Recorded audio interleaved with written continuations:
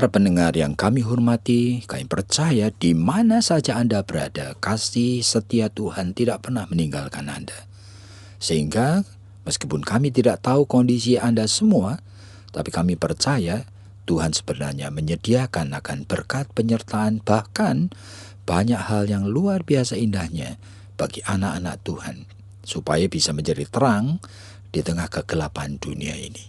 Dan kita masih di dalam suatu topik untuk dibicarakan, yaitu memaknai hidup yang Tuhan sudah anugerahkan. Memaknai hidup. Jadi saudara dan saya sebagai anak Tuhan, sebagai orang-orang Kristen, kita percaya hidup ini adalah anugerah Tuhan. Sehingga hidup tidak seharusnya kita isi hanya secara natural, sama seperti halnya seolah-olah belum mengenal Tuhan. Kita bekerja, kita kumpulkan uang, kita menjadi kaya, kita beli ini dan itu, kita mengisi waktu-waktu kita hanya sekedar untuk menikmati hidup ini. Saya percaya tidak seharusnya begitu. Tetapi Tuhan ingin supaya kita mengerti, sehingga dengan kesengajaan kita membuat suatu plan, kita membuat suatu strategi. Bagaimana supaya hidup dalam setiap aspeknya kita bisa memaknai sesuai dengan anugerah Tuhan ini. Jadi memaknainya.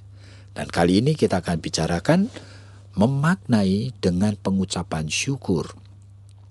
Kenapa kita memaknai dengan pengucapan syukur? Ya oleh karena hidup kita tidak lagi hidup di dalam kesengsaraan oleh karena dosa. Tidak seharusnya. Kita tidak lagi menjadi budaknya dosa oleh karena kita beriman kepada Allah di dalam Tuhan Yesus Kristus yang sudah mati dan bangkit untuk kita. Nah, di dalam iman kepada Dia, kita sudah dibangkitkan dari kematian dosa ini. Itulah sebabnya kita seharusnya hidup di dalam pengucapan syukur.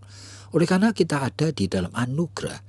Sehingga seringkali kita mendengar nyanyian yang mengatakan, because He live, ya, I can face tomorrow. Oleh karena Dia itu Allah yang hidup, kita juga hidup. Kita bukan lagi manusia yang celaka, yang dikutuki oleh karena dosa, tapi kita adalah manusia yang dapat anugerah. Kita seharusnya mengucap syukur dan bisa hidup dengan kekuatan dari Tuhan. Oleh sebab itu setiap hal yang Tuhan berikan kepada kita, kita sekarang melihatnya dengan perspektif yang baru, dengan kacamata yang baru, dengan pengertian yang baru. Sehingga dalam Roma pasal 8 ayat 28, dalam keadaan apa saja, mata iman itu akan menangkap bahwa segala sesuatu sebetulnya sudah diizinkan Tuhan. Dan seolah-olah didesain Tuhan begitu rupa. Selalu ada unsur yang mendatangkan kebaikan bagi kita. Sehingga oleh karena ada unsur yang mendatangkan kebaikan, kita patut bersyukur. Di dalam 1 Tesalonika 5 ayat yang ke-18, Rasul Paulus mengingatkan, hendaklah kamu mengucap syukur di dalam segala sesuatu. Jadi jangan hanya mengucap syukur kalau kita lagi perasaan. Perasaan itu kan cuma satu bagian kecil daripada total hidup kita. Kalau perasaan kita nikmat dan senang, nah jangan cuma begitu. Jangan cuma mengucap syukur kalau pikiran kita, nah pikiran juga cuma satu bagian daripada seluruh totalitas hidup kita. Seolah-olah pikiran kita itu dipuaskan.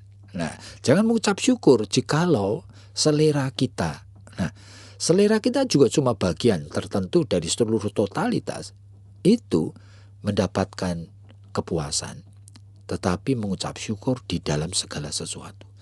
Berarti pada masa selera kita pun tidak cocok.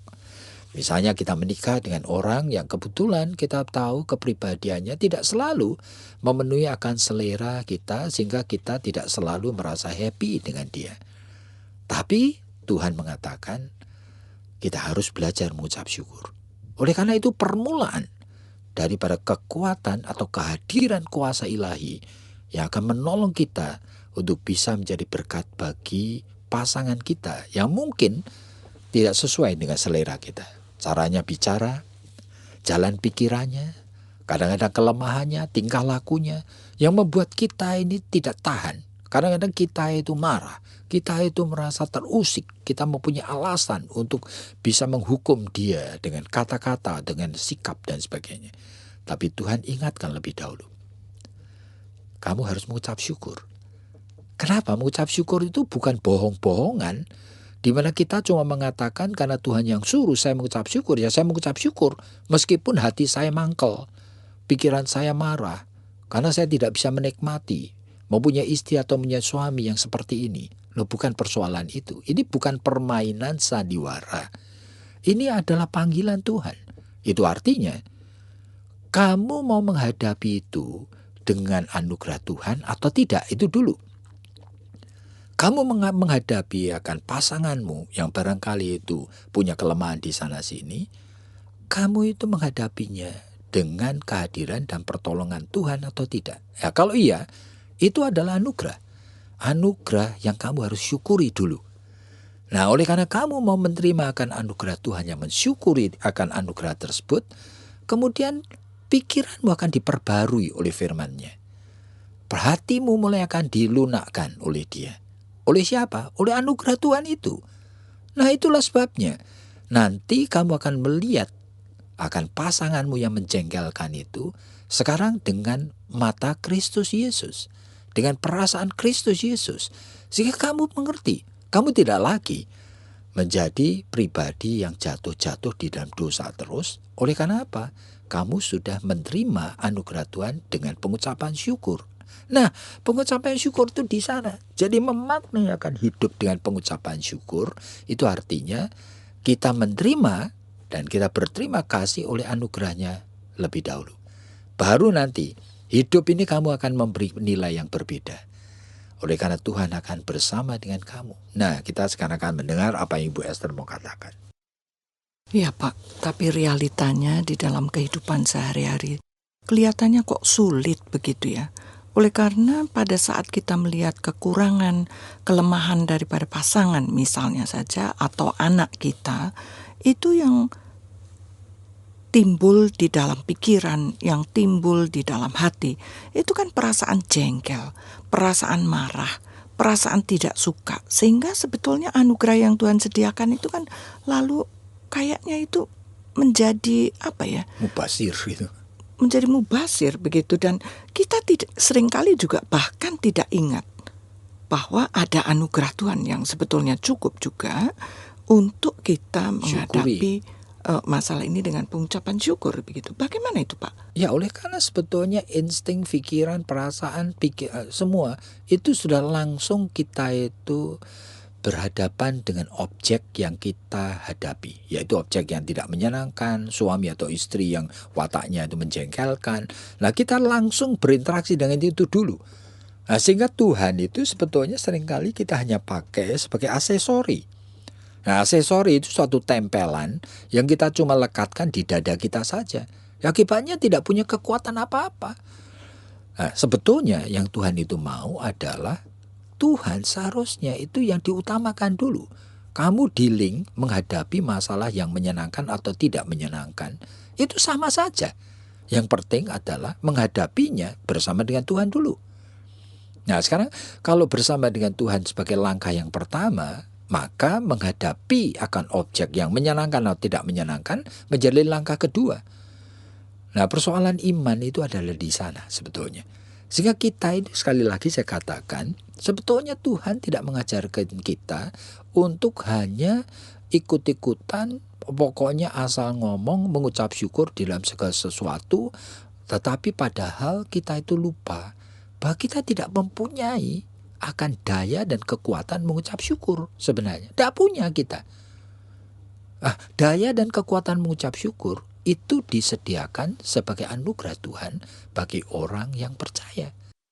Bagaimana Pak kita itu bisa ingat begitu ya, kalau misalnya menghadapi anak yang nakalnya itu keterlaluan, yang tidak menurut misalnya, yang terus-menerus itu menjengkelkan. Bagaimana kita itu lalu kemudian bisa ingat, oh iya mestinya, aduh terima kasih Tuhan, apa itu selama 2 hari ini anakku itu tidak menjengkelkan. Jadi kalau hari ini menjengkelkan, Tuhan aku terima kasih begitu. Oh ya, itu persoalannya tuh bukan menjengkelkan aku terima kasih atau tidak menjengkelkan aku terima kasih. Bukan begitu. Persoalannya adalah hal anak menjengkelkan itu adalah konteks hidup di mana Tuhan tempatkan you saat itu. Nah, di dalam konteks hidup yang ada saat itu, misalnya, Pak, bangun pagi, tiba-tiba anak mulai rewel. Nah, konteks hidup itu adalah bangun pagi, pukul 6:30, anak rewel, itu dijadikan konteks hidup yang Tuhan izinkan kamu mendemonstrasikan iman. Asronya eling, saya tahu, Tuhan saya tidak mampu ini, menghadapi anak saya yang rewel seperti ini, itu perasaan saya sudah jengkel lebih dahulu. Pikiran saya sudah negatif Tuhan. Ya, ada dorongan dari mulut saya untuk ngomong yang tidak baik Tuhan. Oh please help me Lord. Nah, ini sehingga Tuhan akan menolong kita. Sehingga entah mengapa, saya percaya sekali kalau kita betul-betul mengalami kehadiran dari Tuhan, kita itu diubahkan. Misalnya aja, diubahkan tiba-tiba kita melihat itu dengan perasaan dan penglihatan seorang nurse misalnya bukan babysitter yang betul-betul terlatih menghandle anak yang seperti itu sebagai profesional yang merasa justru ini challenge. Ini suatu tantangan, bahkan ini privilege, ini hak istimewa. Saya akan mencoba untuk bisa menjinakkan anak yang rewel ini. Tapi bukan lagi dirasakan anak rewel ini menjadi apa? Menjadi kerikil di mata saya dan bisa menjadi gangguan dalam hidup saya. Sehingga saya tidak bisa kerja dengan lalu pikirannya kita negatif saja. Bukan itu. Jadi sebenarnya kita itu harus belajar untuk menerimakan anugerah itu dulu. Setiap hari. Jadi Pak, kalau belajar menerima anugerah, itu tuh sebetulnya itu seperti apa sih? Karena misalnya saja ya, seorang yang misalnya semalaman itu nggak bisa tidur, gitu. Dia bangun itu kan uring-uringan begitu.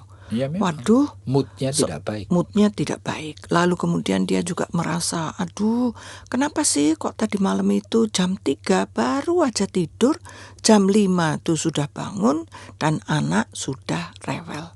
Jadi ini tuh kan sebetulnya kadang-kadang kesulitan di dalam hidup atau masalah di dalam hidup itu kan bertumpuk-tumpuk gitu loh. Satu belum selesai lalu kemudian sudah datangnya lagi yang lain. Kan kita lalu tidak bisa ingat gitu loh bahwa aduh Tuhan, bagaimana nih caranya saya mengucap syukur. Tuhan berikan kepadaku itu daya untuk berjuang tapi dengan pengucapan syukur. Di dalam konteks hidup yang seperti ini saya tidurnya kurang, anak itu dari sejak semalam itu nangis misalnya saja. Baru tidur sebentar, sekarang ini sudah merengek-rengek lagi. Dikasih minum tidak mau, dikasih apa tidak mau. Tuhan, saya tidak kuat misalnya. Tapi lalu bagaimana itu? Letak pengucapan syukurnya itu di mana, Pak? Yang you mau katakan itu soal praktisnya. Betul. Bagaimana mengaplikasikan prinsip ini. Betul. Nah, ini sebetulnya banyak sekali anak-anak Tuhan yang sebetulnya tidak mempunyai tanda petik kebiasaan yang baik untuk dia itu meneduhkan dan menenangkan diri di hadapan Tuhan. Apalagi pada masa menghadapi tantangan, pencobaan, godaan, ujian untuk mau marah, mau jengkel, seharusnya dia waspada dengan sungguh. Bahwa dia membutuhkan alone with God. Karena apa?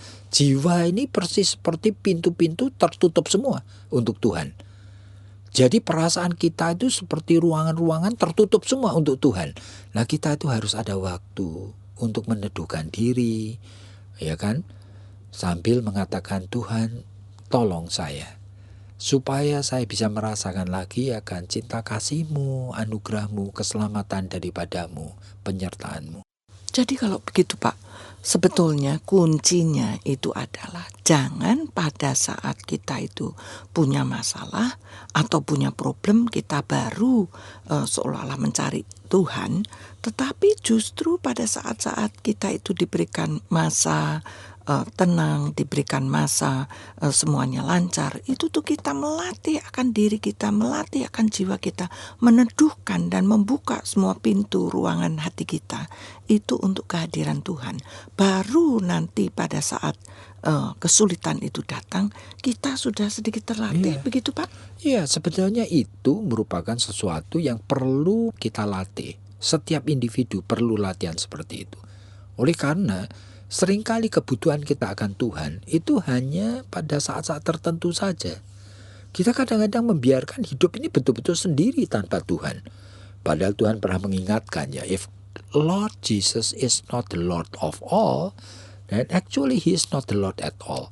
Jadi kalau Tuhan Yesus Kristus sebetulnya bukan Tuhan atas setiap saat, setiap waktu, dan setiap aspek hidup kita, sebetulnya kita memperlakukan Dia bukan sebagai Tuhan.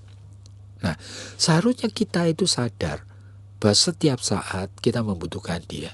Bahkan pada saat kita bicara seperti ini, bicara Dia, bicara mengenai topik yang ada kaitannya langsung dengan Dia, saya percaya sekali, tanpa pertolongan dan kesadaran bahwa Dia menyertai kita, kita ini tidak bisa apa-apa.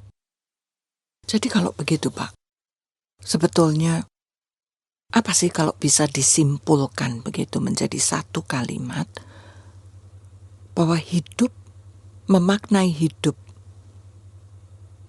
yang Tuhan sudah anugerahkan di dalam pengucapan syukur, kalau bisa disimpulkan di dalam satu kalimat, itu kira-kira apa sih Pak? Kita terlebih dahulu mempercayai bahwa anugerahnya sudah lebih daripada segala-galanya yang sudah diberikan kepada kita sebagai anak-anak tebusan darah Kristus. Nah, dengan mempercayai itu yang seperti Paulus katakan, seharusnya kita itu mempunyai mata rohani celik, bahwa Dia itu menyediakan kekuatan dan penyertaan untuk kita menghadapi segala sesuatu. Nah, kita mengucap syukur itu dulu. Coba bayangkan ya, kalau kita akan berperang dan ternyata kita dipersenjatai dengan senjata yang dahsyat sekali oleh Tuhan untuk mengalahkan musuh-musuh kita. Kita berterima kasih dong. Oleh karena ini sudah ada. Jadi semua yang kita butuhkan untuk mengalahkan musuh sudah disediakan, tinggal kita pakai dan kita laksanakan tugasnya. Jadi mengucap syukur atas apa yang Tuhan beri. Nah, baru kita itu bisa mengucap syukur bahwa kita akhirnya bisa berhadapan dengan realita hidup ini. Nah, mengucap syukur yang pertama atas apa yang Tuhan beri, anugerah yang sudah melengkapi kita, yang memungkinkan kita bisa menghadapi segala realita hidup ini. Dan saya percaya sekali menyelesaikan di dalam iman. Begitu ya Pak. Jadi sebetulnya ini kan suatu kekuatan yang sangat luar biasa dan kuasa yang disediakan oleh Tuhan. Mungkin itu yang Paulus katakan di dalam Efesus 1 ayat 17-19 itu ya Pak ya. Betul. Nah itulah. Nah dengan itulah kita mulai mengerti bagaimana sih kita memaknai hidup yang Tuhan anugerahkan ini. Yaitu dengan pengucapan syukur. Nah pengucapan syukur itu bukan oleh karena saya pengen lebih kaya, lalu Dia memberi kekayaan. Nah, saya mengucap syukur. Nah, saya butuh sembuh dari penyakit, saya sembuh, pengucapan syukur. Ya memang, tapi itu yang disebutkan oleh Tuhan Yesus dalam Matius pasal 6 ayat 32. Jikalau pengucapan syukur kita atau tidak mengucap syukur tergantung daripada perasaan kebutuhan ini terpenuhi atau tidak. Lalu bedanya antara kita dengan orang tidak percaya itu di mana? Nah, itu di sana dia ingatkan. Makanya kita harus waspada. Seharusnya seperti Matius 6 ayat 33 yang diutamakan, carilah kerajaan Allah dulu. Itu artinya kita harus betul-betul itu memperlakukan Tuhan sebagai yang pertama dan segala-galanya. Nah, begitu kita mengizinkan anugerah Tuhan itu menjadi nyata, mengalirlah segala sesuatu alasan untuk bersyukur sudah disediakan di sana. Dan dengan itulah kita hidup sebagai anak-anak Tuhan yang bisa memaknai hidup di tengah kehidupan ini. Jadi sebetulnya luar biasa sekali ya, kekayaan daripada kehidupan anak-anak Tuhan yang sudah ditebus dan sudah diberikan keselamatan itu sebetulnya itu anugerahnya itu tidak terukur begitu ya Pak. Tapi bagaimana kita itu lalu bisa ingat dan kita itu bisa terus-menerus itu lalu hidup di dalam pengucapan syukur selain daripada tadi yang Bapak itu katakan bahwa kita harus melatih diri menghadirkan Tuhan setiap saat yang lebih dulu itu sudah memberikan anugerahnya itu kepada kita. Ya, itu perlu sekali suatu disiplin rohani sebenarnya. Jadi dengan disiplin rohani, dengan sendirinya prinsip kebenaran firman itu menjadi kenyataan. Tanpa disiplin rohani, prinsip-prinsip kebenaran firman yang kita dengar terus ini sebenarnya tidak mempunyai tempat aplikasinya. Oleh karena apa? Oleh karena kita tidak mencangkuli akan tanah yang akan kita tanami ini. Nah, seharusnya kita itu mempersiapkannya, yaitu hati, jiwa, pikiran, perasaan kita, supaya menjadi tempat yang tepat untuk kehadiran benih firman Tuhan ini. Jadi para pendengar yang kami hormati, jikalau mempunyai pertanyaan-pertanyaan sekitar ini, nah silakan Anda hubungin kami dengan nomor telepon untuk hotline di Jakarta 021 794 3829 794 3829. Tuhan memberkati Anda.